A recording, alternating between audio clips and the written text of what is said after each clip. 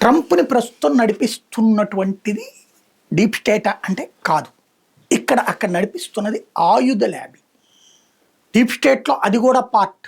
But deep స్టేట్కి విరుద్ధంగానే deep స్టేట్కి సహకరిస్తుంది, అవసరమైతే విడిగా కూడా ఉంటుంది.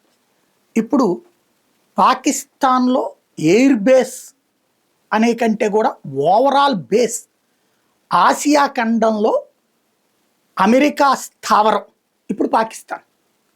దానికి నూర్ఖాన్ ఎయిర్ బేస్ ఇచ్చేసింది గిఫ్ట్గా. అంటే తన సార్వభౌమాధికారాన్ని తాకట్టు పెట్టేసింది పాకిస్తాన్. తద్వారా అమెరికా చేతన సూపర్ నాయకులు అని సెబాట్ చెప్పించుకుంటారు. అట్ ద సేమ్ టైం చైనాకి పిఓజేకేలో భూమి రోడ్డు ఇచ్చేసింది. తద్వారా చైనాతో స్నేహం.